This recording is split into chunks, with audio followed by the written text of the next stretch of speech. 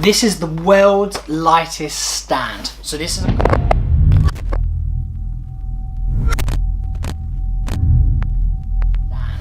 is a carbon fibre stand by Nissin. The model number is the LS50C.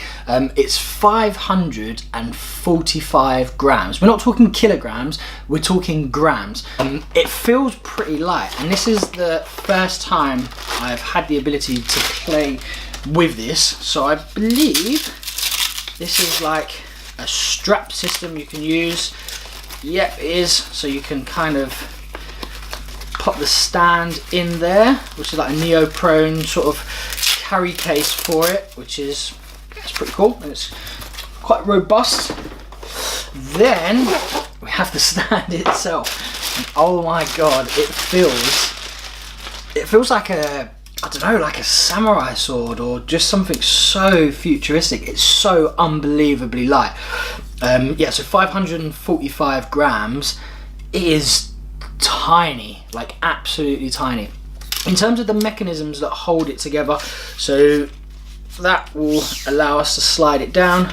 On one of the legs we do have an anchor point, which will allow you to kind of keep it centralized, and if you needed to on unstable ground you could adjust, which will allow you to sort of, you know, make sure you can find a more stable point as opposed to using the 3 points all at the same angle, because sometimes that just doesn't work on stable ground. So if I pop this there, that one tightens that. Yeah, this one locks in here.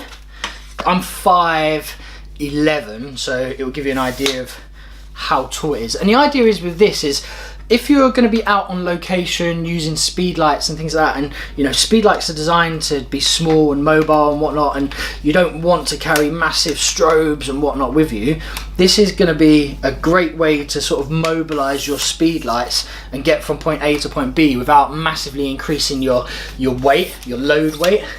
And you can see it, we're still going up. So I'll give you an idea of how tall it is. So I'm 5'11". You can see with the DI 700 on it, it still weighs absolutely nothing. So it's super mobile. Great thing is if you had an assistant and you had to, you know, point over or something like that, it's kind of, you know, it's multi-purpose. Because of its lightweight, I would recommend a sandbag or a water bag or something along those lines, just to give it some stability on the ground. It does have the ability to flex, just stabilise that. It does have the ability to bend slightly, but because it's so lightweight, if you put a light shape on the top of it or a softbox or something like that and winkle it, it would have the potential to go. So yeah, world's lightest stand, it definitely lives up to that. It is extremely light, but as you can imagine, that lightness, there is a trade-off financially.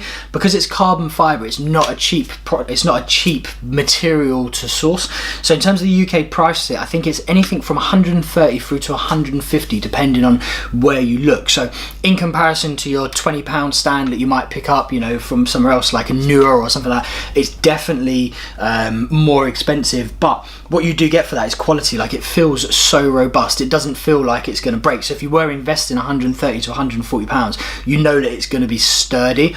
And if weight is something that you're, you know, the modern photographer is so challenged and pressed to be working in different scenarios, especially myself, you know, weight is always an issue. You know, you don't want to be carrying around massive soft boxes and stands and, you know, all this sort of stuff to be able to be mobile and shoot in the locations you want to shoot. Like, sometimes you just want to be able to get, you know, all of your kit into a rucksack with a stand and just go out and take some images. And I think it definitely gives you the ability to do that. But like I say, there is the trade-off. You know, you will find cheaper stands, but they won't be carbon fibre, they won't be as light. So this definitely stands out in terms of that. So I'm massively happy that it's a part of my arsenal. I'm looking forward to using it. And the great thing with this as well is Nissin are really, you know, as a Japanese manufacturer and you know, focus on speed lights.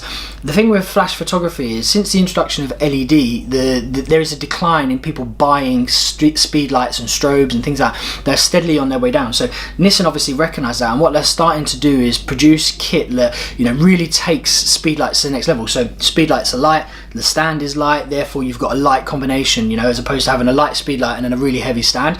So they're starting to think about the whole ecosystem that photographers have to work within.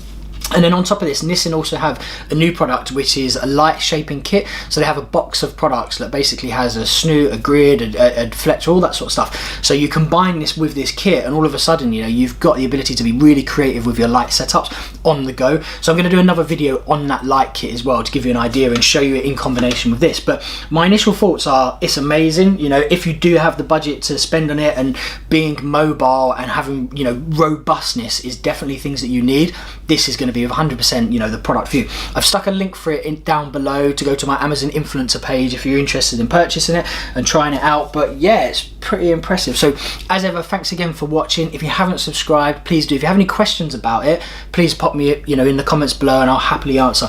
Until next time, guys, take care.